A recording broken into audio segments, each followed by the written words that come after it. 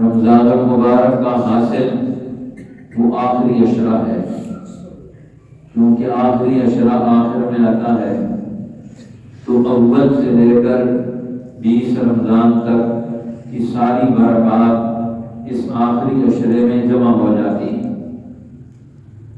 اور آخری عشرہ یہ انتہائی اہمیت کا حامل بن جاتا ہے اس ماہ مبارک کا، کیونکہ قرآن حکیم رمضان شریف میں نازل ہوا، اور رمضان شریف کی بھی 7 راتوں میں، اور 7 رات بھی وہ آخری عشرے میں ہوتی ہے، تو قرآن حکیم کا بھی اور رمضان کا بھی اور اللہ تعالیٰ کی رحمتوں، عنایات اور تجلیات کا بھی اس آخری عشرے کے ساتھ بڑا گہرا تعلق۔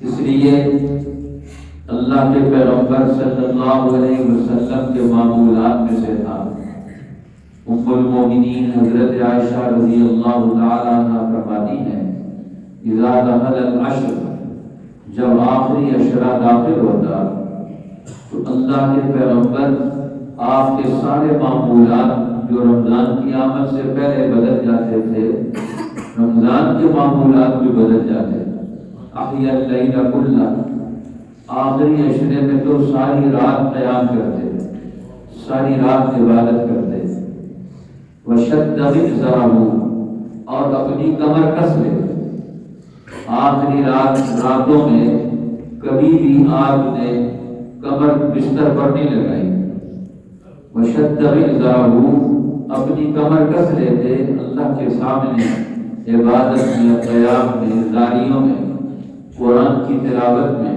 مصروف رہتے۔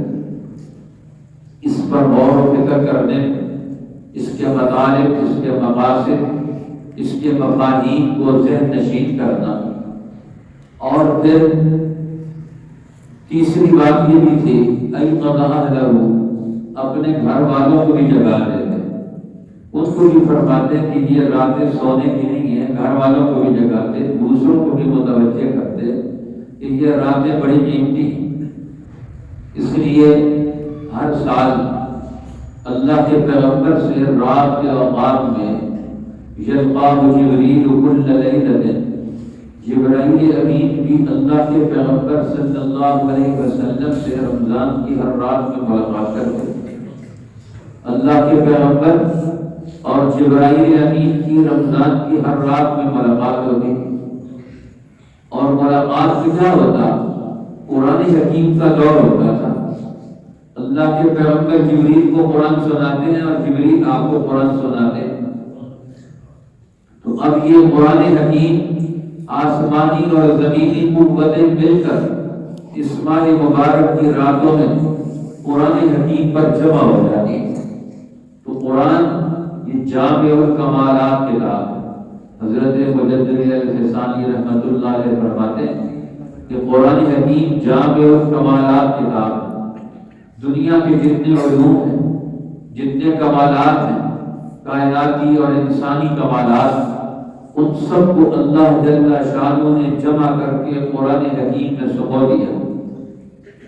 یہ بحر ذخار ہے، یہ ایک بہت بڑا علوم کا، حکمتوں کا سمندر، قرآن حکیم جو اس کی حکمتوں کو جان جائے، جو اس کی حکمتوں سے اپنے عقل کو آراستہ کر لے، جو اس کے اخلاق سے اپنے اخلاق کو جوڑ دے، جو اس کی نسبتوں سے اپنا تعارف پیدا کر لے۔ آج ہمارا تعارف الٹ ہو گیا، اور چیزوں کے ساتھ ہو گیا، قرآن حکیم کے ساتھ ہمارا تعارف پیدا ہو جائے، اس کی حکمت کے ساتھ ہمارا تعارف پیدا ہو جائے تو بڑے بڑے مسئلے حل ہو جاتے، بڑی بڑی پریشانیوں سے انسان کو نکالا جا سکتا ہے۔ تو بہرحال یہ آخری عشرہ یہ بڑا قیمتی عشرہ ہے، لیکن آج کل ہمارے یہاں بڑی غفلت ہے۔ شروع رمضان میں تو سارے لوگ ایکٹیو ہوتے ہیں، مسجدیں بھی بھری ہوتی ہیں، نمازی بھی ذہنی طور پر، عملی طور پر مصروف ہوتے ہیں، تیار ہوتے ہیں، اور جب آخری عشرہ آتا ہے تو پھر ساری چیزیں بھولنا شروع ہو جاتے ہیں، پھر نماز میں بھی سستی، قرآن حکیم بھی ختم ہو گیا، مکمل ہو گیا، اب کہتے ہیں چلو گھر میں پڑھ لیں گے۔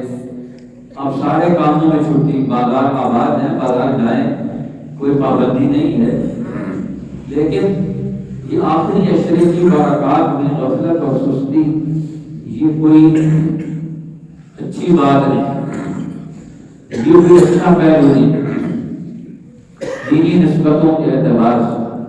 اور جب جبرائیل امین سے ملاقات ہوتی اللہ کے پیغمبر کی تو فرماتے ہیں ام المومنین اور دیگر صحابہ کان اجود الناس، اللہ کے پیغمبر سب سے زیادہ سخی تھے، آپ کی سخاوت کی کوئی انتہا نہیں، سخاوت کی انتہا پر پہنچے۔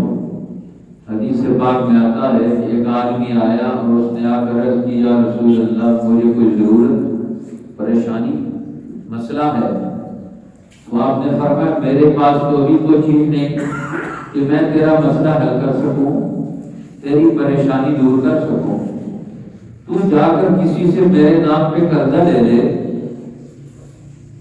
اور قرضہ لے کر اپنا مسئلہ حل کر لے، پھر ہم وہ قرضہ چکا دیں گے۔ حضور علیہ السلام کے معمولات میں سے تھا، کیونکہ آپ نبی بھی ہیں، آپ امت کے طبیب بھی ہیں، آپ انسانوں کے معلم بھی ہیں، آپ مدینہ میں جو آپ نے اپنا سسٹم اور نظام پیدا کیا اس کے آپ سربراہ مملکت بھی ہیں، خلیفۃ اللہ فی الارض بھی ہیں، تو آپ کے پاس مختلف قسم کے احوال لے کر لوگ آتے تھے، اپنے مسئلے پیش کرتے تھے، اپنی ضرورتیں پیش کرتے تھے، اور اللہ کے پیغمبر ہر ایک کو کوئی نہ کوئی ضرور رہنمائی دیتے، ہر ایک کے مسئلے کا حل نکالتے، ہر ایک کو پریشانی سے نکالتے، انفرادی طور پر اجتماعی طور پر ہر ایک کے مسئلے کا حل ضرور تلاش کر کے دیتے۔ یہ نہیں ہو سکتا کہ پیغمبر کی خدمت میں کوئی آئے اور اس کا مسئلہ حل نہ ہو، اس کی پریشانی دور نہ ہو، اور اس کو اس برائی سے، اس مصیبت سے، اس پریشانی سے اسے نکالا نہ جائے۔ اب وہ صحابی کہتے ہیں یا رسول اللہ مجھے مسئلہ، آپ نے فرمایا جاؤ جا کر میرے پاس تو بھی کچھ نہیں، جا کر قرض لے لو میرے نام پر، ہم اس کو ادا کر دیں گے۔ اور اللہ کے پیغمبر نے حضرت بلال حبشی کی ڈیوٹی لگائی ہوئی تھی، تو یہاں سے ضرورت پیش آئے، میں نہ بھی ہوں کوئی ضرورت مند آئے تو تم میری طرف سے اس کا مسئلہ حل کر دو۔ اس لیے وہ بہت سارے لوگوں سے رسول اللہ کے نام پر قرض لے کے رکھتے تھے، اور جب کہیں سے مال آتا تو اللہ کے پیغمبر اسے ادا کر دیتے، اس کا مسئلہ حل کر دیتے۔ تو آپ نے فرمایا جاؤ میرے نام پر قرض لے لو۔ ایک صحابی بیٹھے ہوئے تھے غالباً حضرت عمر، میرے خیال میں نہیں آتا ہے، انہوں نے کہا یا رسول اللہ جو آپ کے پاس چیز ہی نہیں ہے تو اللہ نے آپ کو پابند ہی نہیں بنایا، تو پھر آپ اپنے آپ کو کیوں پابند بنا رہے ہیں، جا کر آپ کے نام پر قرضہ لے لیں۔ اللہ کے پیغمبر صلی اللہ علیہ وسلم کے چہرہ انور پر غصے کے آثار ظاہر ہوئے۔ جب غصے کے آثار ظاہر ہوئے کہ ایک آدمی اپنا مسئلہ لے کر آئے اور ہم اس مسئلے کا حل جو تلاش کر سکتے ہیں وہ مسئلے کا حل تلاش کر لیا، تو پھر اس پہ کیوں رکاوٹ آئے؟ غصے کا اظہار چہرہ انور سے ہوا تو ایک انصاری صحابی فوراً کھڑے ہو گئے۔ صحابہ کرام میں بھی اللہ نے بڑی سمجھ دی کہ مجلس میں ایسا ماحول پیدا ہو جائے تو اس ماحول کو فوری طور پر کیسے کنٹرول کیا جائے گا، کیسے رخ بدلا جائے گا، اور کیسے اللہ کے پیغمبر صلی اللہ علیہ وسلم سے اس پیدا ہونے والی کیفیت اور حالت سے نکلنے کے لیے کیا کیا جائے گا۔ فوراً کھڑے ہو گئے، کہنے لگے یا رسول اللہ، اللہ آپ کو دینے والا ہے اور آپ تقسیم کرنے والے ہیں، آپ دیتے جائیں، عرش والا آپ کو دیتا جائے گا۔ آپ نے خوشی کا اظہار کرا، یہ جملے صحیح، یہ جملے پسندیدہ ہیں۔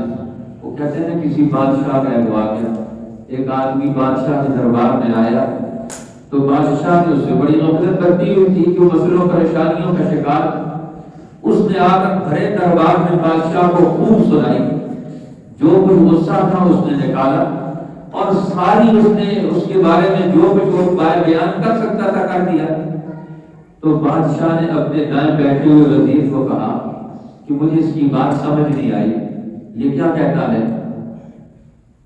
انہوں نے کہا حضور یہ کہہ رہا ہے کہ آپ کا اور ہمارا بڑا دیرینہ تعلق ہے، بڑا پرانا تعلق ہے، اس تعلق کی لاج رکھنی چاہیے، اس تعلق کا پاس رکھنا چاہیے، اس کا مسئلہ ہمارا اور آپ کا جو مسئلہ ہے تعلق ہے اس کا حل نکلنا چاہیے۔ یہ آپ کے اور اپنے تعلق کا اظہار کر رہا ہے۔ دوسرا وزیر کہنے لگا دیکھا وہ آپ کو گھر سے نکال رہا ہے اور یہ کہتا ہے وہ اپنا تعلق کا اظہار کر رہا ہے۔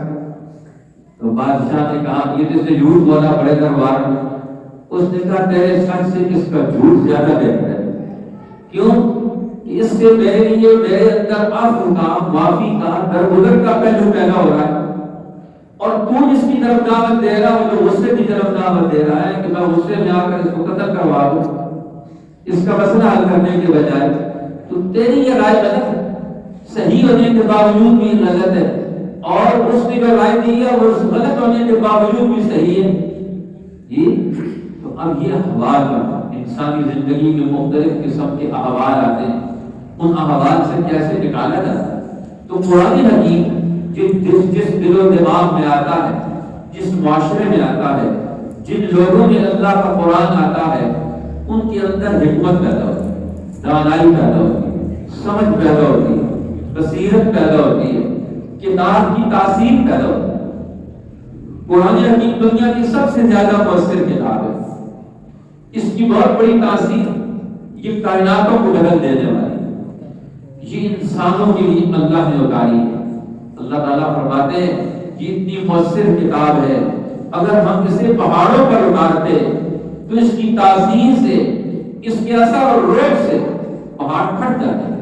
لو انزلنا هذا القرآن على جبل لرأيته خاشعا متصدعا من خشية الله، اگر ہم قرآن کو پہاڑوں پر اتارتے آپ دیکھتے کہ وہ اللہ کے خوف خشیت الہی سے وہ پھٹ جاتے، ریزہ ریزہ ہو جاتے۔ لیکن یہ انسانوں پر اتاری، یہ انسانوں کے لیے آئی، یہ انسانوں کے ذہن سے، انسانی ذہن سے، نبی کے قلب اثر سے یہ انسانوں کے قلوب میں منتقل ہوئی۔ اب اللہ تعالیٰ نے تورات کی طرح قرآن کی تختیوں پر، ورقوں پر لکھا ہوا نہیں دیا۔ تورات کو اللہ تعالیٰ نے موسیٰ علیہ السلام کو تختوں پر لکھی ہوئی عطا کر دی۔ یہ تو کتاب اٹھا کے لے جائیں کہ تورات، موسیٰ علیہ السلام تورات تختیوں پر لکھی ہوئی وہ طور سے لے کر آئے، لیکن قرآن اس طرح وہ لکھا ہوا دنیا میں نہیں اتارا گیا، یہ تو قلب اطہر پر اتارا گیا، نبی پاک صلی اللہ علیہ وسلم کے دل مبارک پر اتارا گیا۔ یہ اللہ کا علم بن کر، کلام بن کر، یہ انسانوں کے لیے موعظت اور نصیحت بن کر، حکمت اور دانائی بن کر، علوم کا منبع اور مرکز بن کر یہ قرآن حکیم دنیا میں آیا۔ اس لیے یہ انسانی ذہنوں کو، یہ انسانی قلوب کو، یہ انسانی عقلوں کو، صلاحیتوں کو یہ تازہ کرنے کے لیے آیا، ان کے اندر کمال پیدا کرنے کے لیے۔ اس لیے مجدد الفسانی نے بہت خوبصورت جملہ فرمایا کہ یہ قرآن جامع الکمالات کتاب ہے۔ یہ سارے کمالات دنیا کی ساری آسمانی کتابوں، دنیا میں جتنے علوم آئے، جتنے بڑے بڑے مفکرین آئے، بڑے بڑے سائنسدان اور فلسفی آئے، بڑے بڑے ائمہ آئے، جنہوں نے اپنے علوم سے قوموں کا رخ بدل دیا، جنہوں نے اپنے علوم سے انسانوں کے لیے بڑے بڑے نفع کی عظیم ترین انہوں نے چیزیں پیدا کر دی۔ اور میں قرآن حکیم یہ دنیا میں وہ واحد کتاب ہے کہ جس نے سارے کمالات کو جمع کر دیا، دنیا کے کمال بھی، آخرت کے کمالات بھی، ایک شخص اور فرد کا کمال بھی، ایک سوسائٹی کا کمال کیا ہوگا وہ بھی، اور ایک معاشرے کا کمال کیا ہوگا وہ بھی۔ ہر انسانی ذہن کو قرآن مخاطب کرتا ہے، ہر انسانی ذہن کو اپنی طرف متوجہ کرتا ہے۔ یہ بڑوں کی کتاب بھی ہے، یہ چھوٹوں کی کتاب بھی ہے، یہ حکمرانوں کی کتاب بھی ہے، یہ فلسفیوں کی کتاب بھی ہے، یہ ہر طبقہ فکر کی کتاب ہے۔ شاہ اسماعیل شہید رحمۃ اللہ علیہ وہ فرمایا کرتے تھے کہ قرآن حکیم یہ ہر طبقہ فکر کو مخاطب کرتا ہے، ہر ایک کے لیے اس میں سامان رکھا گیا اللہ تعالیٰ نے، اس کے اندر ہر قسم کی آیات۔ اس طرح قرآن نے خود کہا والذی انزل علیک الکتاب منہ آیات محکمات، اللہ تعالیٰ نے قرآن اتارا۔ اب قرآن کی آیات دو قسم کی ہیں، فرمایا آیات محکمات، اس کی پہلی دو آیات محکمات ان ام الکتاب، یہ اصل کتاب ہے، کتاب کا بنیادی موضوع یہ محکمات، جس میں اللہ تعالیٰ نے واضح اور دو ٹوک اللہ تعالیٰ نے احکامات دیے، آمال دیے، اخلاق دیے۔ قرآن حکیم کو بنیادی چیزیں مہیا کر دیتا ہے۔ یہ محکمات ہیں، اس میں نماز کا حکم ہے، روزے کا حکم ہے، زکوٰۃ کا حکم ہے، ماں باپ کی خدمت کا حکم ہے، پڑوسیوں کی حقوق کی پاسداری کا حکم ہے۔ یہ مختلف قسم کے واضح احکامات ہیں جو ہر بچہ بھی سمجھ سکتا ہے، ہر انسان سمجھ سکتا ہے۔ یہ اصل قرآن کا ذہن بنیادی طور پر یہ محکمات کا ہے۔ تمام انسان قرآن حکیم کے محکمات سے اپنا تعلق پیدا کریں، اپنا ذہن اس کے ذریعے سے پیدا کریں۔ یہ سب سے بڑی ہماری ڈیوٹی ہے کہ قرآن حکیم سے ہمارا ربط پیدا ہو، ہمارا تعلق پیدا ہو، اس کے ساتھ ہماری دوستی پیدا ہو، اس کے علوم اور اس کی تاثیرات ہمارے اندر منتقل ہوں۔ اور دوسری آیات وَأُخَرُ مُتَشَابِهَاتٌ، دوسری آیات متشابہات ہیں۔ یہ قوم کا پڑھا لکھا طبقہ، سمجھدار طبقہ، ذہین طبقہ، اہل علم کا طبقہ، فلسفیانہ ذہن رکھنے والا، کچھ نافیوں میں مبتلا ہونے والا، اس کے لیے اللہ تعالیٰ نے پھر یہ متشابہات کی آیات رکھ دی۔ وہ فرماتے ہیں متشابہات کیا ہیں؟ یہ محکمات کے دلائل۔ حضرت نانوتوی رحمۃ اللہ علیہ فرمایا کرتے تھے کہ قرآن ایک مسئلہ بیان کرتا ہے، پھر خود ہی اس کی دلیل دیتا ہے، پھر اس کی دلیل کی بھی دلیل دیتا ہے۔ یہ ہمیں دلیل کیوں دی ہے؟ اس کی دلیل بھی میں تمہیں دیتا ہوں۔ وہ کہتے ہیں حضرت مولانا قاسم نانوتوی رحمۃ اللہ علیہ سے کسی نے پوچھا کہ حضرت آپ بیان کرتے کرتے تھوڑی دیر کے لیے خاموش ہو جاتے ہیں، یہ خاموش کیوں ہو جاتے ہیں؟ وہ فرمانے لگے کہ میں جب بیان کرنا چاہتا ہوں میرے سامنے ایک ہی مفہوم کو بیان کرنے کے لیے مختلف قسم کے الفاظ کی تعبیر، ایک کلام کا ایک تسلسل مختلف نوعیتوں میں میرے سامنے موجود ہوتا ہے۔ اب میں لوگوں کو بھی دیکھتا ہوں، کلام کو بھی دیکھتا ہوں کہ میں اس میں سے جو میرے ذہن میں کلام آ رہا ہے میں اس میں سے کس تعبیر کو منتخب کر کے تمہارے سامنے پیش کروں۔ اب انہوں نے ایک دفعہ قرآن حکیم کی ایک ہی آیت پر کئی گھنٹے بیان کیا، اذا وقعت الواقعہ۔ اب یہ قرآن حکیم کی سورہ واقعہ کا پہلا جملہ ہے کہ جب وہ واقعہ ہوگی وہ واقعہ ہونے والی ہے۔ اب واقعہ ہونے والی وہ واقعہ کیا ہوگا؟ قیامت کا واقعہ کیا ہے؟ وقوع کسے کہتے ہیں؟ واقع ہونے کے لیے شرائط کیا ہے؟ اس کی نوعیتیں کیا ہے؟ کہتے ہیں اسی ایک آیت پر انہوں نے قرآن حکیم کا پورا فلسفہ بیان کیا، اور جتنے قرآن مفکرین اور سائنسدان تھے ان کے فلسفے اور سائنس کی جتنی نوعیتیں تھیں ان سب کو لا کر قرآن حکیم کی اسی آیت سے انہوں نے اس کو مسترد بھی کیا۔ اب قرآن حکیم انسانوں کو کیا بتانا چاہتا ہے؟ زندگی کی نوعیت کیا سمجھانا چاہتا ہے؟ انسان کی اہمیت کیا بتانا چاہتا ہے؟ اس کائنات کی اہمیت کیا بتانا چاہتا ہے انسانوں کو؟ اس انسان نے اس کائنات میں کیا کردار ادا کر کے جانا ہے؟ اس نے اپنے دور میں اس کی کیا ذمہ داریاں بنتی ہیں؟ قرآن حکیم یہ انسان کو بیان کرتا ہے، ہر ایک کو یہ مسئلے سمجھاتا ہے۔ اس لیے فرمایا یہ تمہاری کتاب ہے، یہ تمہاری کتاب ہے۔ قرآن حکیم نے ہر ایک کو یہ خطاب کیا کہ یہ کتاب کو، یہ تمہاری کتاب ہے۔ اللہ فرماتا ہے یہ تمہاری کتاب ہے، ہم نے اسے نازل کیا، تمہارے لیے نازل کیا ہے کہ تم اس کتاب کے ذریعے سے اپنا ترقی کا سفر طے کرو، تم آگے کی طرف بڑھو، زندگی کی ہر مشکل سے نکلنے کا حل تلاش کرو۔ مشکل ترین حالات میں سے جس کے اندر قرآن کی حکمت پیدا ہوتی ہے وہ اپنے ہر مسئلے کا حل تلاش کر لیتا ہے اور اس سے رہنمائی دے دیتا ہے۔ جزوی مسائل بھی اس میں ہیں، اصولی مسائل بھی ہیں، قوموں کے حالات اور واقعات سے بھی اس کا پورا اقتدار بنتا ہے، ہر قوم کو کیسے دنیا میں آگے بڑھایا جائے گا۔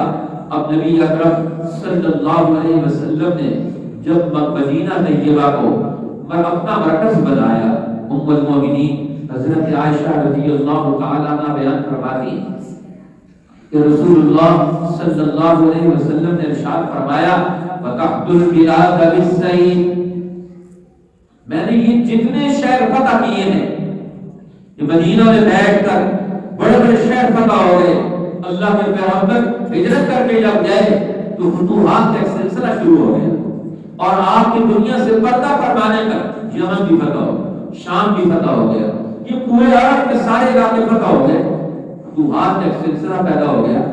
حضور نے فرمایا فتحت البلاد بالسیف، یہ سارے شہر میں نے طاقت کے زور پر فتح کیے، ان بڑی بڑی ظالم قوتوں کو جو انسانوں کے اوپر حاوی ہو گئے تھے اور اپنی طاقت اور قوت کا غلط استعمال کر کے اللہ کے بندوں کو انہوں نے گمراہیوں میں مبتلا کر کے رکھا ہوا تھا، انہوں نے اللہ کے بندوں کو اپنا بندہ بنا کے رکھا ہوا تھا، انہوں نے اللہ کے بندوں کے لیے اپنی مرضی کے قوانین رسم و رواج بنا کے رکھے ہوئے تھے، اب انسانوں کو مجبور بنا کے رکھا ہوا تھا۔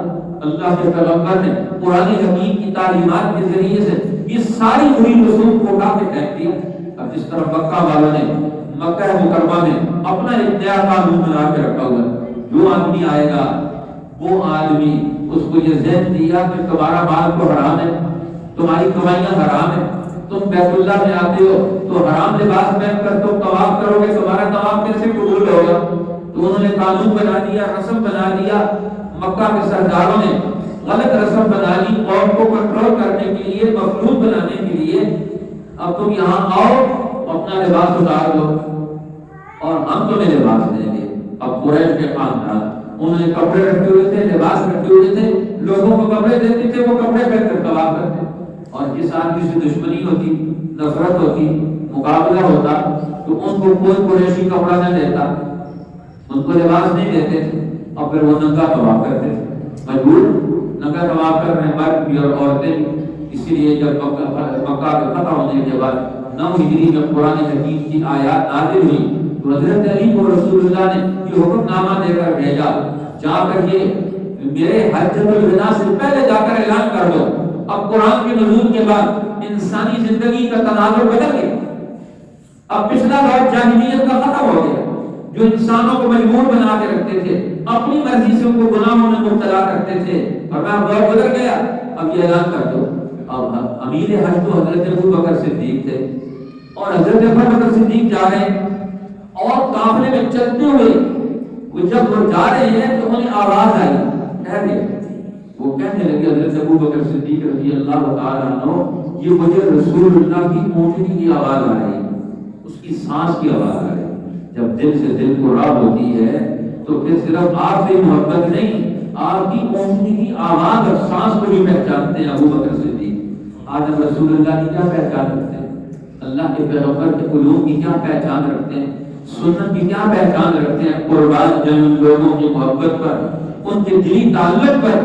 کہنے لگے حضرت ابوبکر صدیق، مجھے تو رسول اللہ کی اونٹنی کی آواز آ رہی ہے، اس کی سانس کی آواز سے اونٹنی کی پہچان پیدا کر لی۔ واقعہ میں پیچھے مڑ کے دیکھا تو حضرت علی رضی اللہ تعالیٰ عنہ حضور اکرم صلی اللہ علیہ وسلم کی اونٹنی پر سوار وہ آ رہے ہیں، اور پوچھا، فرمایا امیر ام مأمور، کہ رسول اللہ کے پاس سے آ رہے ہو، امیر بن کر آئے ہو یا مأمور بن کر آئے ہو؟ معاملات طے ہو گئے، کیونکہ حج پر جا رہے ہیں، یہ زندگی حالات اور واقعات کا نام ہے، اس کی رہنمائی کون کرے گا، کس مرکز کے تابع ہوگا؟ لہٰذا ان سے پوچھتے ہیں امیر ام مأمور، امیر بن کے آئے کہ مأمور بن کر آئے؟ انہیں کہا نہیں، مأمور بن کے آئے، امیر تو آپ ہی ہیں، آج کے امیر آپ ہی ہیں، رسول اللہ کے نائب آپ ہی ہیں، اس سارے موقف میں آپ ہی کے ساتھ، لیکن مجھے صرف اس اعلان کے لیے بھیجا ہے کہ میں یہ صرف اعلان کرنے کے لیے آیا ہوں، اس سال اعلان کر دو جا کر۔ اعلان کیا تھا؟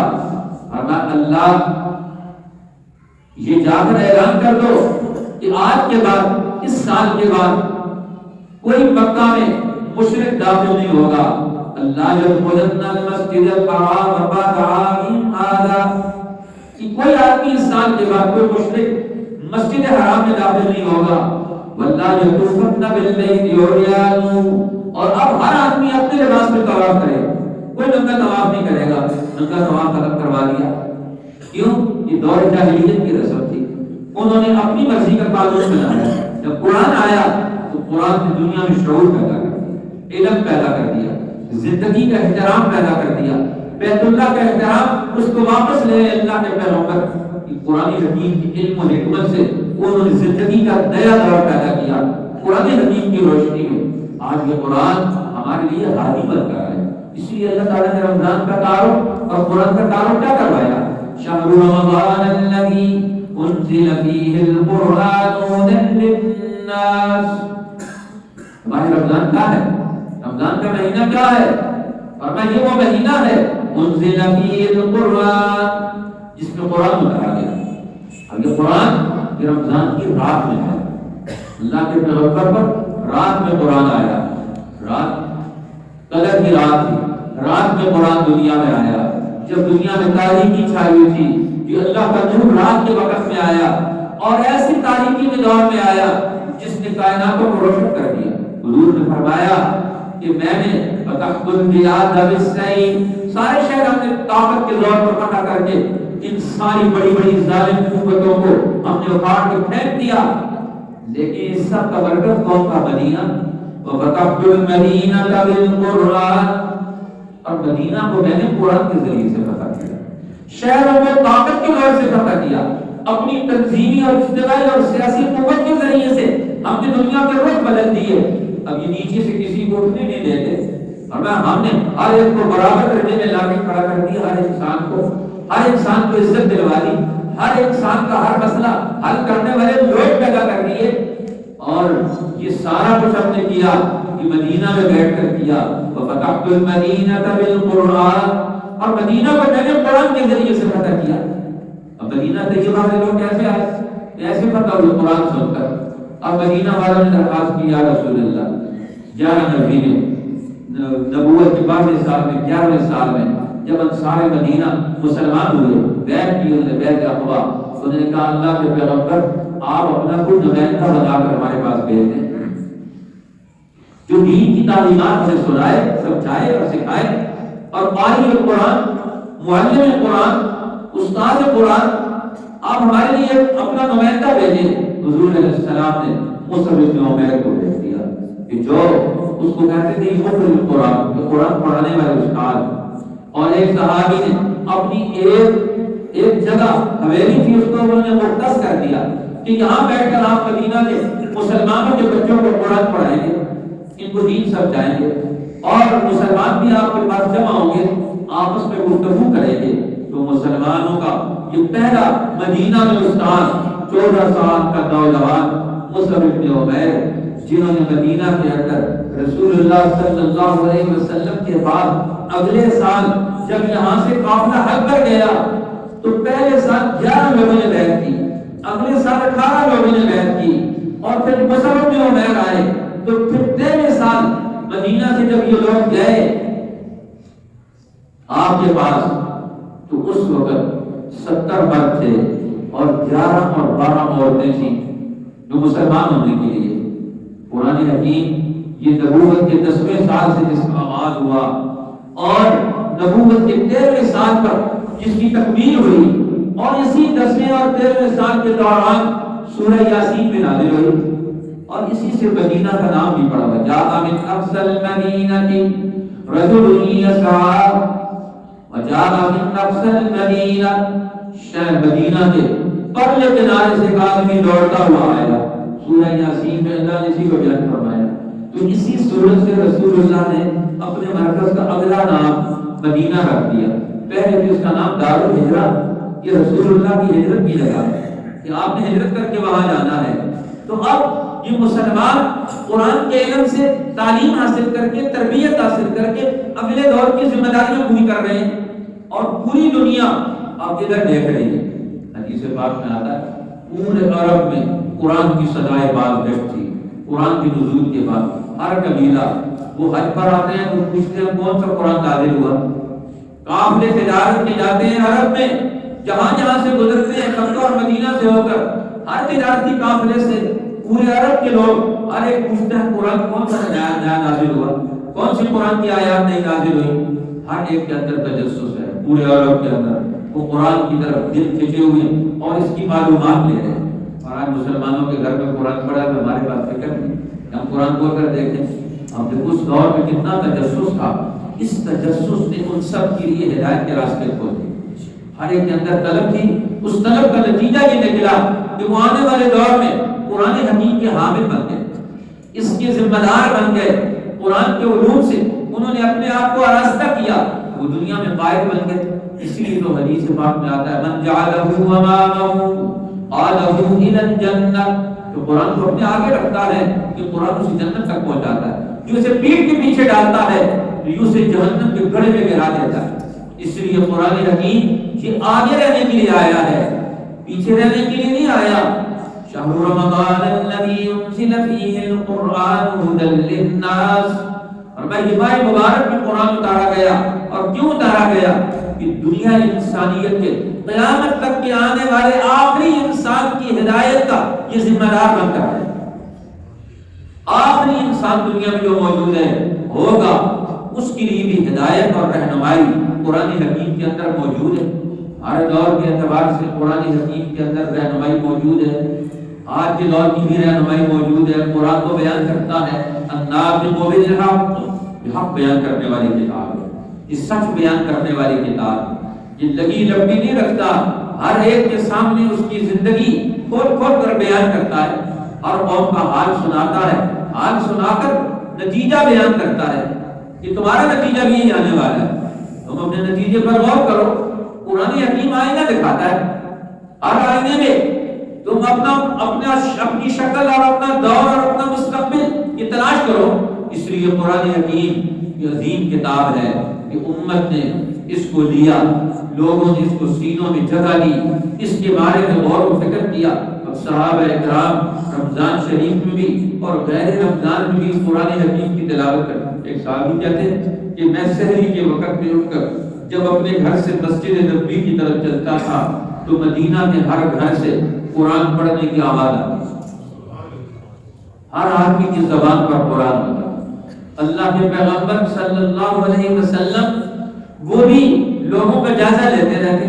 ایک رات کو مسجد میں آئے، اللہ کے پیغمبر دیکھا کہ لوگ قرآن پڑھ رہے ہیں، ایک جگہ پر ابو بکر صدیق قرآن پڑھ رہے ہیں، اب وہ بڑے آہستہ قرآن پڑھ رہے ہیں، ان کے اپنے کان میں بھی آواز نہیں آ رہی۔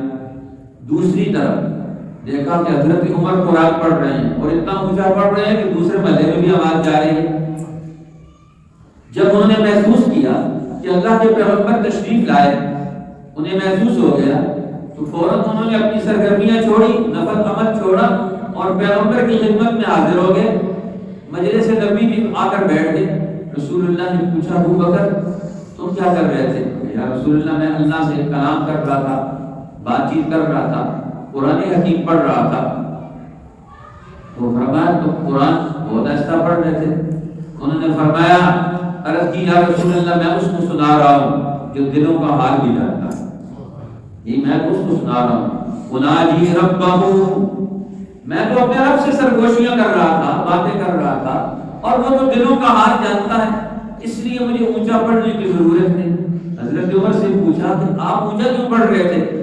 انہوں نے کہا میرے بھی دو مقصد تھے، ایک تو اوقظ المسنان، میں غافل لوگوں کو، نیند میں مبتلا لوگوں کو بیدار کرنا چاہتا تھا، یہ بھی بیدار ہو جائیں، یہ غفلت کی لمبی تان کر سوئے ہوئے، دور گزر رہا ہے، زمانہ اتحاد سے نکل رہا ہے، زندگی آگے بڑھ رہی ہے اور یہ سو رہے ہیں۔ سونا ضرورت کے لیے ہوتا ہے، یہ جتنی ضرورت ہو اتنا سو جائے آدمی، یہ نہیں کہ سارے دن سویا رہے، ساری رات جاگتا رہے، اور جاگ کر بھی کیا کرے۔ پچھلے سال یہ ڈیٹا دیا تھا انٹرنیٹ والوں نے، پاکستان میں رمضان کے اندر پوری دنیا میں سب سے زیادہ رمضان کی راتوں میں انٹرنیٹ ڈیٹا استعمال ہوا ہے، جی ساری قوم انٹرنیٹ پر ہے، اللہ تعالیٰ کے ساتھ اس کا رابطہ ہے۔ پھر رابطہ کہیں اور ہونا چاہیے تھا، رابطہ کہیں اور ہو گیا، یہ الٹا رابطہ ہو گیا۔ یہ رابطہ تو بڑی تباہی اور بربادی کا ہے، جس سے ہم کیا چیز حاصل کر رہے ہیں؟ فرمایا اوقظ المسنان، میں سوئے ہوئوں کو جگا رہا تھا، ان کو بیدار کرتا۔ جو دین سے بیدار کرے، جو حق کی طرف دعوت دے، یہ تو بہت بڑا کام ہے۔ اسی لیے حضور علیہ السلام نے فرمایا یہ مرغ بھی وہ عذاب دیتا ہے۔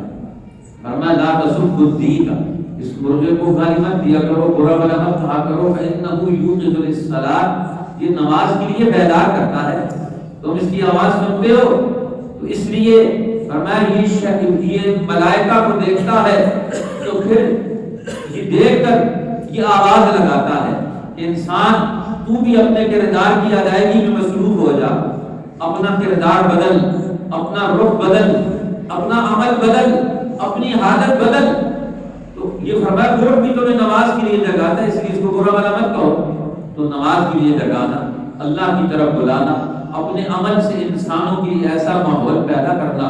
اور دوسرا فرمایا ترین الشیطان، میں شیطان کو بھگا رہا ہوں۔ جہاں قرآن پڑھا جائے گا، جہاں علم قرآن آئے گا، قرآن کا تفقہ اور بصیرت آئے گی، تو وہیں سے تو انسانوں کے اندر سے شیطان رخصت ہوگا۔ تو شیطان پر کس چیز کا دباؤ پڑے گا؟ قرآن کے تفقہ کا دباؤ پڑے گا، اس کی بصیرت کا دباؤ پڑے گا۔ اسی لیے تو رسول اللہ نے فرمایا فقیہ واحد اشد علی الشیطان من الف عابد، ایک فقیہ جو قرآن حکیم کی تہ میں اتر کر، فقیہ کسے کہتے ہیں؟ فقیہ ایک ہوتا ہے عالم، قرآن کے الفاظ کا معنی جاننے والا، اس کا ترجمہ جاننے والا اور اس کے الفاظ جاننے والا، الفاظ جاننے والا، تجوید سے پڑھنے والا، حافظ اور قاری، اس کا ترجمہ اور اس کا معنی مطلب جاننے والا، وہ عالم بالقرآن۔ اور فقیہ بالقرآن کون سا ہوگا؟ جو قرآن کے علم کو اور زندگی کے مسائل اور زندگی کی نوعیتوں کو اور زندگی کے حالات کو قرآن کے ساتھ موازنہ کرنے کی اہلیت رکھتا ہو۔ قرآن کیا کہتا ہے، میری زندگی کیا کہتی ہے، قرآن کہتا ہے میرا گھر کیا کہتا ہے، اپنے حالات کو قرآن کے ساتھ وابستہ کرنا، قرآن کو اپنے حالات پر منطبق کرنے کی اہلیت اور صلاحیت پیدا کر لینا، یہی تو تفقہ ہے۔ قرآن حکیم کے اندر گہرائی میں جا کر غور کرنا کہ یہ زندگی کی کس کس مسئلے کی کیا رہنمائی دیتا ہے، اسی کو تو فقیہ کہا جاتا ہے۔ تو شیطان کس سے ڈرتا ہے؟ فرمایا فقیہ واحد اشد علی الشیطان من الف عابد، ایک فقیہ دین حق کا سمجھدار اور بصیرت رکھنے والا عالم ربانی، جس کا دل بھی، جس کا دماغ بھی، جس کے عمل بھی، جس کا شعور بھی، جس کا تحت شعور بھی سارا قرآن سے ایسا آراستہ ہو تو فوراً ہر مسئلے کا حل کرے۔ حضرت عبداللہ ابن عباس رضی اللہ تعالیٰ عنہ، رسول اللہ نے ان کے لیے دعا مانگی، رسول اللہ نے ان کے لیے دعا مانگی، اے اللہ اللہم علم الکتاب، اللہ سے قرآن کا علم، اللہم فقہہ فی الدین، اللہ کو دین کی سمجھ اور بصیرت عطا فرما دے، کیونکہ انہوں نے نبی اکرم صلی اللہ علیہ وسلم کی خدمت کا بھی حق ادا کیا۔ حضرت معاویہ بن ابی سفیان رضی اللہ تعالیٰ عنہ، ان کے لیے رسول اللہ نے یہ دعا مانگی، اللہم علم الکتاب وقہ العذاب، اللہ معاویہ کو کتاب کا علم دے، علم الکتاب والحساب، اور حساب کا بھی علم دے، وقہ العذاب، اور اسے عذاب سے بھی بچا۔ اب قرآن کے علم کے لیے پیغمبر دعا دے رہے ہیں صحابہ کو، آج ہم اپنے بچوں کو دعا دیتے ہیں، اس کو اللہ قرآن کا علم دے دے، آج ہماری زبان سے اپنوں کے لیے دعائیں نہیں نکلتی، اللہ کے پیغمبر صحابی سامنے آتا ہے تو اس کے لیے دعا کر رہے ہیں۔ عبداللہ بن عباس بچے تھے، 14-15 سال کی عمر میں، رسول اللہ کے دور میں بچے تھے، نوجوان تھے، سامنے آئے خدمت کر رہے ہیں، سرگرمیاں دکھا رہے ہیں، تو اللہ کے پیغمبر دعا دے رہے ہیں، اللہ اس کو قرآن کا حامل بنا، قرآن کی سمجھ اور بصیرت عطا فرما دے۔ اور وہی انہوں نے دعا، نبی کی دعا ہے، ان سے کسی نے پوچھا کہ قرآن حکیم میں اللہ تعالیٰ نے خود ہی فرمایا اصحاب کہف کے بارے میں، ان کی تعداد کتنی ہے؟ جی قرآن پاک میں خود ہی ان کی بتایا کہ فرمایا وہ 3 تھے تو 14 کتا، 4 ہیں تو 5واں کتا، 6 ہیں تو 7واں کا کتا۔ جی اب یہ قرآن حکیم نے یہ ساری تعداد بیان کی، اللہ تعالیٰ نے سمجھ اور بصیرت بھی دے رکھی ہوتی ہے۔ تو حضرت عبداللہ ابن عباس نے فرمایا قرآن حکیم کی اسی آیات کے اندر اللہ تعالیٰ نے اصل تعداد بھی بیان کر دی ہے۔ آپ صاحب کے گھر گئے وہ قرآن پاک کی آیت پڑھے تھے جس میں آتا ہے یقولون ثلاثۃ رابعہم کلبہم ویقولون خمسۃ سادسہم کلبہم رجما بالغیب ویقولون سبعۃ وثامنہم کلبہم۔ فرمایا یہ پہلے والے جو تعداد ہے، اس کے بعد قرآن نے کہا ہے رجما بالغیب، یہ اندھیرے میں تیر پھینکنا ہے۔ یہ پہلے والی تعداد کے بعد اللہ نے رجما بالغیب فرمایا، اور اس کے بعد اگلی تعداد بیان فرمائی یقولون سبعۃ وثامنہم کلبہم، وہ 7 تھے اور 8واں کا کتا تھا۔ اب فرمایا اس کے بعد رجما بالغیب نہیں فرمایا، رجما بالغیب کا تعلق پہلے کے ساتھ ہے۔ اب دیکھو جو قرآن کے اندر غور کرے گا اس کو قرآن حکیم کے علوم اور اس کی حکمتیں اس پر کھلنا شروع ہو جائے گی، اس کو پتہ چلنا شروع ہو جائے گا کہ قرآن حکیم کیا سمجھاتا ہے۔ اب علماء فرماتے ہیں قرآن کی ایک ہی آیت ہے کلوا واشربوا ولا تسرفوا، کھاؤ پیو لیکن اسراف نہ کرو، حد سے نہ بڑھو، انہ لا یحب المسرفین، اللہ تعالیٰ حد سے بڑھنے والوں کو پسند نہیں کرتا۔ اس ایک آیت کریمہ سے علماء نے 300 مسائل کا استنباط کیا کہ قرآن حکیم کی یہ آیت کریمہ 300 زندگی کے مراحل میں رہنمائی دیتی ہے، کس کس انداز سے رہنمائی دیتی ہے۔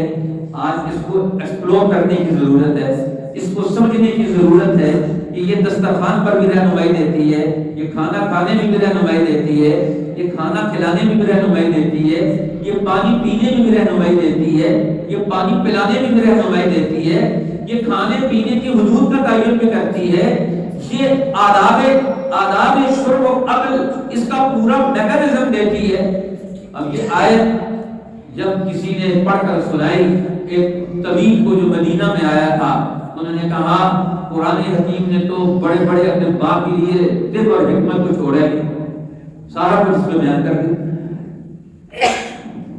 اب قرآن حکیم رہنمائی دینے والے کتاب کہتے ہیں امام اعظم امام ابو حنیفہ رحمۃ اللہ علیہ، دور حالات بدلتے رہتے ہیں، ان کے دور میں وہاں خارجیوں کا ایک گروہ تھا جو اپنا ایک موقف رکھتے تھے، اپنی ایک اٹل رائے رکھتے تھے، اور جو ان کی رائے کو نہ مانتا اس کو قتل کرنے میں دریغ نہیں کرتے تھے۔ بالکل سینکڑوں ہزاروں لوگوں کو انہوں نے قتل کر دیا۔ حضرت علی نے ان کے ساتھ 2 جنگیں لڑی، اور بڑے جنگیں لڑ کر پھر بھی ان کا زور نہیں ٹوٹا۔ جنگ نیروز اور کون سی جنگیں لڑی، اور ان میں خارجیوں کو انہوں نے دین حق سمجھانے کی بڑی کوشش کی، لیکن وہ بات قرآن کی کرتے تھے، جب بھی بات کرتے قرآن کی بات کرتے۔ اب حضرت علی رضی اللہ تعالیٰ عنہ انہوں نے کہا کہ آؤ آ کر ہم سے بات کرو، ہم آپ سے بات کرنا چاہتے ہیں۔ اب وہ بات کرنے کے لیے حضرت علی نے حضرت عبداللہ بن عباس کو بھیجا، جاؤ جا کر ہم سے بات کرو۔ اب جب وہ بات کریں گے تو تم نے ان کی بات کا حل کیسے پیش کرنا ہے؟ وہ قرآن کو پیش کریں گے لیکن قرآن کو اپنی رائے کی مطابقت میں پیش کریں گے، لیکن تم کیا کرو گے؟ انہوں نے کہا وہ قرآن پڑھیں گے۔ تو فرمایا کلمۃ حق ارید بها الباطل، وہ قرآن پڑھیں گے، اتنا قرآن جو تم نے پڑھا ہے یہ صحیح ہے، یہ کلمہ حق ہے، لیکن اس کی جو اگلی تشریح تم کر رہے ہو یہ باطل۔ کلمۃ حق ارید بها الباطل، کلمہ حق ہے لیکن اس کی جو تشریح تم کر رہے ہو یہ باطل ہے۔ انہوں نے کہا تشریح ہم رسول اللہ سے لیں گے، قرآن کی تشریح ہر آیت کی، وہ قرآن پڑھیں گے اپنی تشریح کریں گے، اور ہم قرآن پڑھیں گے قرآن کی تشریح رسول اللہ سے لیں گے، کیونکہ قرآن حکیم یہ خود اللہ کی کتاب عربی میں نازل ہوئی۔ ایک صحابی آئے اور آ کر عرض کرنے لگے یا رسول اللہ، یہ قرآن حکیم کے اندر آیا کلوا واشربوا حتی یتبین لکم الخیط الابیض من الخیط الاسود من الفجر، کھاؤ پیو، روزے کے بارے میں روزہ بند کرنے کے بارے میں حکم دیا جب تک کہ سفید داڑھی سیاہ داڑھی سے واضح نہ ہو جائے۔ تو ایک صحابی ان سے رسول اللہ نے آیت پڑھ کر پوچھا کہ تم اس پر کیسے عمل کرتے ہو؟ کہنے لگے یا رسول اللہ میں نے اپنے سرانے کے نیچے ایک کالی رسی اور ایک سفید رسی رکھی ہوئی ہے، اور میں اس کو اٹھا کے دیکھتا ہوں، جب مجھے ان کا رنگ پتہ چل جاتا ہے تو کھانا پینا چھوڑ دیتے ہیں، اور جب تک نہیں پتہ چلتا پھر کھاتے پیتے رہتے ہیں۔ انہوں نے فرمایا کہ تو نے اس کو اپنا تکیہ سمجھا ہوا ہے، ان وسادتک لعریضۃ، یہ تیرا تکیہ تو پھر لمبا بڑا لمبا چوڑا ہے، یہاں تیرا تکیہ مراد نہیں ہے کہ یہاں سفید داڑھی اور سیاہ داڑھی یہ پتہ چل جائے، اس سے تو آسمان کا افق مراد ہے۔ حتی یتبین لکم الخیط الابیض من الخیط الاسود من الفجر، یہ فجر کی یہ جو صبح کی باریک سی ایک روشنی کی پوپ پھوٹتی ہے مشرق کی طرف، اور میں جب وہ پھوٹنا شروع ہو جائے اور فجر شروع ہو جائے، صبح شروع ہو جائے، ورنہ اس وقت کھانا پینا چھوڑ دو۔ ورنہ تیرا تکیہ تو بڑا لمبا چوڑا ہے، حالانکہ وہ عربی تھے، قرآن رسول اللہ کے دور میں تھے، اور جب قرآن کے امتحان لیا رسول اللہ نے تو انہوں نے جو قرآن سمجھا ہوا تھا وہ اپنی ذہن کے مطابق سمجھا ہوا تھا۔ آج بھی مسلمانوں کا یہی حال ہو گیا، ہر ایک فرقے نے اپنے فرقے کے مطابق قرآن سمجھا ہوا ہے، اپنے فرقے کے مطابق قرآن سمجھاتے ہیں۔ جس طرح وہ کہتے ہیں نا شہدولے کا چوہا ہوتا ہے، اور اس کا کھوپڑی چھوٹی سی ہوتی ہے، اس کے اوپر ایرن ٹیپ چڑھا دیتے ہیں، سر چھوٹا سا ہو جاتا ہے، اب وہ کچھ بھی نہیں سوچتا، اب وہی حال ہو گیا ہمارا. آیت کیا ہمارے اوپر چلی. قرآن اس سارے پردے اتارنے کے لیے آیا ہے. ہر انسانی ذہن کے اوپر سے جتنے پردے ہیں، جہالت کے، تاریکیوں کے، دباؤ کے، شہوات کے، خواہشات کے، ہر پردے کو اٹھایا جائے. اس لیے رمضان میں کیا ہوتا ہے؟ ہر آدمی اپنی خواہش کو کنٹرول کرتا ہے، اپنی نیند کو کنٹرول کرتا ہے، اپنے آرام کو کنٹرول کرتا ہے. پھر مسجد میں آتا ہے، پھر جماعت میں کھڑا ہوتا ہے، پھر نماز میں کھڑا ہوتا ہے، پھر پوری توجہ سے قرآن سنتا ہے. پھر دیکھو جب اتنے مرحلے ایک آدمی طے کرتا ہے، اللہ کے قرآن کی عظمت ذہن میں رکھ کر اگر یہ کام روزانہ کرے، پوری توجہ سے رکھے، تو اگر مطلب نہ بھی سمجھ آئے تو قرآن کے اس توجہ پر، اس تعظیم پر، اس ادب پر جو اللہ کی طرف سے رحمت اور تجلی آتی ہے، وہی اس کو سنبھال لیتی ہے. اس لیے قرآن حکیم کی طرف جب آیا جاتا ہے، اذا قرئ القرآن فاستمعوا له، جب قرآن پڑھا جائے اسے دل کے کانوں سے سنو، پوری توجہ سے سنو، اس کو غور سے سنو اس کو. اب انسان فاستمعوا له، اسے دل کے کانوں سے سنو، باہر والے کانوں سے نہیں، دل کے کان اس کی طرف متوجہ کر دو. تو پھر دیکھو قرآن کی تاثیر پیدا ہوتی ہے کیا؟ پھر قرآن کے لوگ دائی بنتے ہو کہ نہیں بنتے؟ پھر قرآن کے عامل بنتے ہو کہ نہیں بنتے ہو؟ تو اللہ تعالیٰ نے قرآن میں بڑی تاثیر رکھی ہے. فَانصِتُوا لَعَلَّكُمْ تُرْحَمُونَ، خاموش ہو کر توجہ کے ساتھ جب قرآن سنو گے، کہ تمہارے قلب میں، تمہارے دلوں کے اندر، تمہارے دماغ کے اندر اس کی تاثیر پیدا ہوگی، اور اس کے اثر سے تمہاری زندگی کی نئی جہتیں کھلے گی اور تم نئے دور میں داخل ہو جاؤ گے. اس لیے قرآن انسانوں کو نئے دور میں داخل کرنے کے لیے، علم کا دور، شعور کا دور، اخلاق کا دور، محبت کا دور. اب قرآن پڑھنے والے ایک دوسرے سے محبت رکھتے ہیں، ایک دوسرے کا ادب و احترام کرتے ہیں، صف میں کھڑے ہوتے ہیں، ایک دوسرے کا لحاظ رکھتے ہیں. کہ قرآن پڑھنے والے، قرآن سننے والے، قرآن سننے والے پتہ ان کے رویے اور اخلاق بدل جاتے ہیں.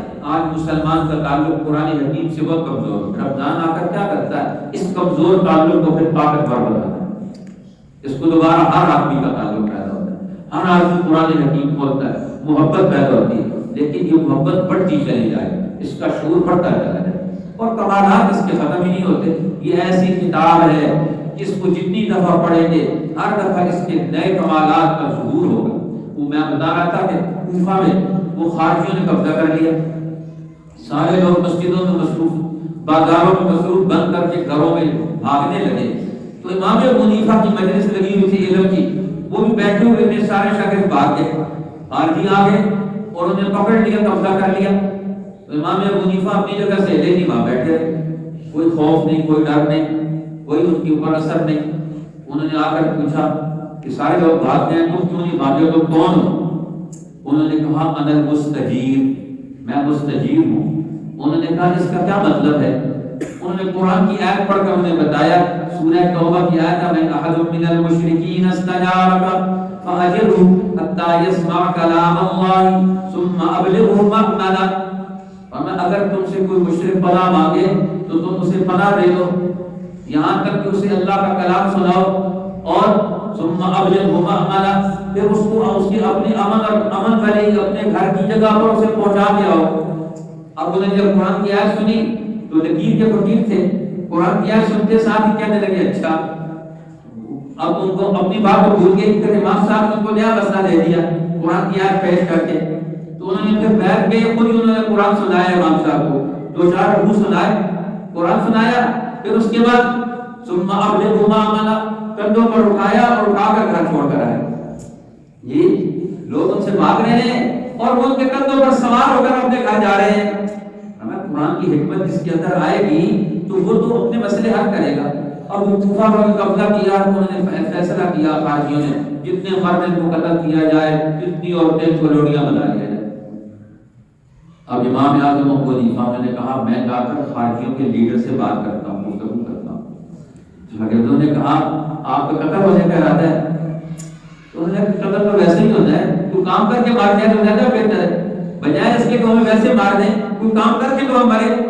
اب جے ان سے جا کر گفتگو کی، ان سے پوچھا آپ نے ان کے قتل کا کیوں حکم دیا ہے؟ سوچ پڑ گئے، حکم تو دیا ہے لیکن لاجک کیا ہے، وجہ کیا ہے، تم ہمیں بتاؤ، تمہارے پاس کیا دلیل ہے کہ قتل کرنے؟ کہنے لگے یہ مرتد ہو گئے اس لیے ہم ان کو قتل کریں گے.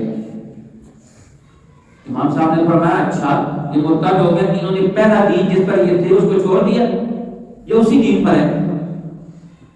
پہلے دین کو انہوں نے چھوڑا، پہلے دین کو نہیں چھوڑا، انہوں نے کہا پھر مرتد نہ ہوئے، پھر آپ کی یہ وجہ تو غلط ہے جس کی وجہ سے آپ نے قتل کرنا چاہتے ہیں۔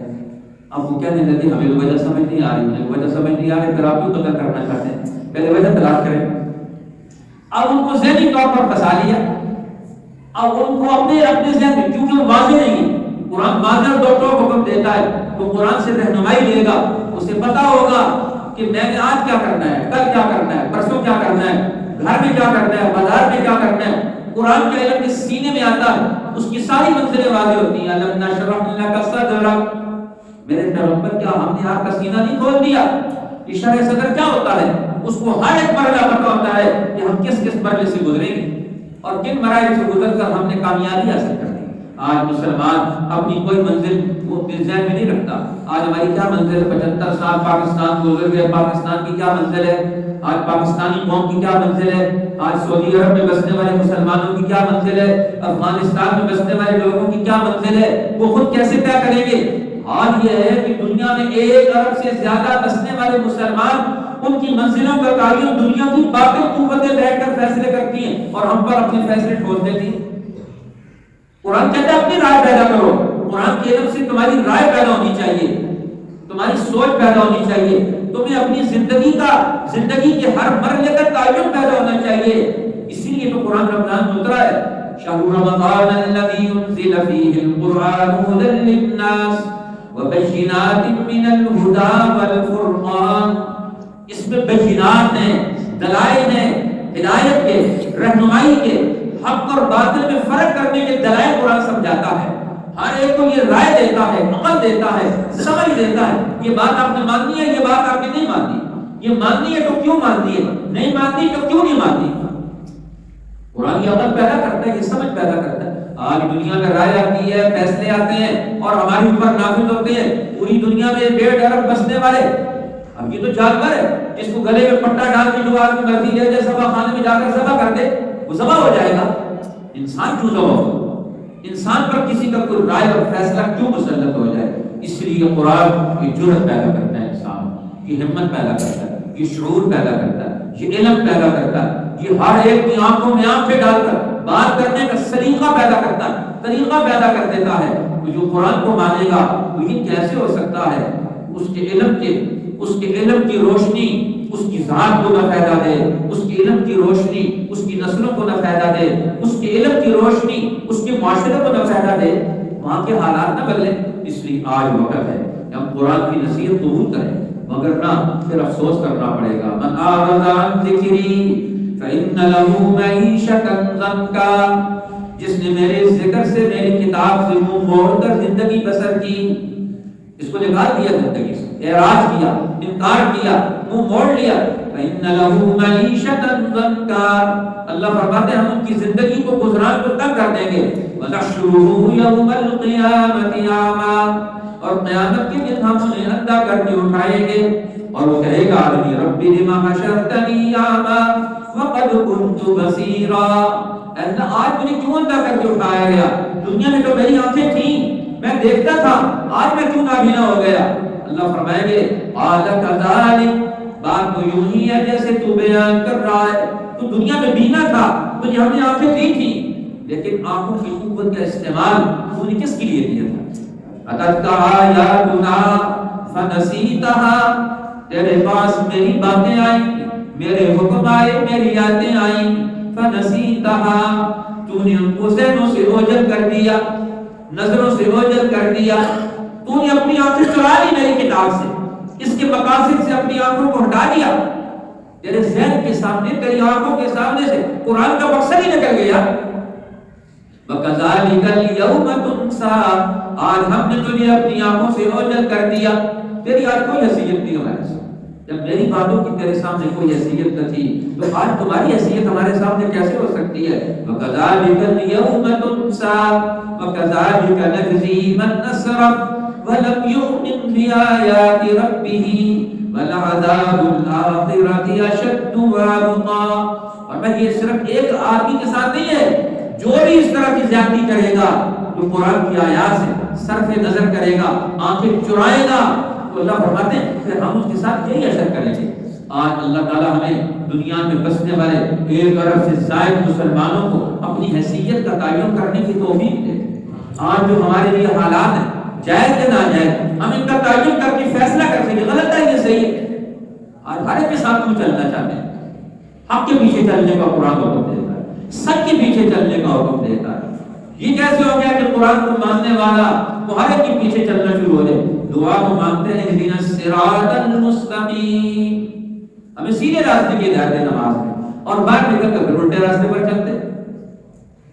نماز میں کھڑے ہو کر ہدایت کی دعا مانگتے ہیں صراط مستقیم کی، اور باہر نکل کر قرآن کا راستہ ختم شیطان کے راستے پر۔ اللہ ہمیں قرآن کا راستہ نصیب فرمائے، اتباع سنت کا راستہ نصیب فرمائے۔ اس ماہ مبارک سے جو امت کا وجود پیدا ہوتا ہے، علمی وجود، اخلاقی وجود، روحانی وجود، قرآنی وجود، سیرت نبوی کے اسوے میں ڈھلنے والا امت کا وجود، اللہ ہمیں اس امت کی وہ خصوصیات عطا فرمائے اس ماہ مبارک کی سرگرمیوں سے پیدا ہوں، اس کے روزے سے، قرآن کی تلاوت سے، راتوں کی تراویح کی نماز سے، تہجد سے، افطار کرنے اور کرانے سے، دعائیں مانگنے سے انسان کے ایک روحانی مقام پیدا ہوتا ہے، ایک وجود پیدا ہوتا ہے۔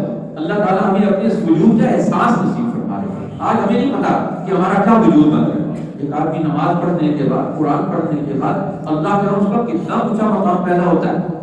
قرآن کو معمولی کتاب تھوڑے ہے، ہم اسے پڑھیں گے تو ہماری کوئی حیثیت نہیں بنے گی، بڑی بڑی حیثیتیں بدلتی چلی جاتی ہیں، بنتی چلی جاتی ہیں۔ اللہ تعالیٰ ہمیں قرآن حکیم کی ان عظمتوں کا ادراک اور احساس عطا فرمائے، اور اس ادراک و احساس کی روشنی میں آج کی زندگی کا اپنا مسئلہ بھی، قوموں کا مسئلہ بھی، انسانیت کا ہر مسئلہ حل کرنے کی پھر سے مسلمانوں کو اہلیت عطا فرمائے۔ اور جو آج اپنے جہالت کا، غفلت کا دور گزارا ہے قرآن پاک سے، اللہ تعالیٰ اس سے واپسی اور توبہ نصیب فرما دے۔ اللہ تعالیٰ آپ حضرات اس عمل کو قبول فرمائے، اس مسجد کو، اس مسجد کی محنت کو، یہاں کی انتظامیہ، یہاں کے نمازی، یہاں کے لوگ جتنی یہاں محنتیں کاوشیں کرتے ہیں، اللہ تعالیٰ اس مسجد کو قیامت تک آبادی نصیب فرمائے۔ اب نہ ہو لیکن یہ صدقہ جاریہ ہو آپ سب کا، اللہ تعالیٰ اس کو قائم و دائم رکھے، اور یہ سلسلہ خیر بڑھتا چلتا چلا جائے، اور یہاں سے فیض قرآن کے علوم کا اور دین کی نسبتوں کا یہ فیض جاری رہے۔ اللہ تعالیٰ دین حق کے سارے مراکز پوری دنیا میں جہاں جہاں ہیں مسلمانوں کو پھر سے وہی ذہن، وہی ایمانی حرارت، وہی دینی عمل اور حکمت نصیب فرمائے، اور آج کا جو ہمارا دور سوال ہے اور دور مستی ہے، ہمیں اس سے نکلنے کی توفیق عطا فرما دے۔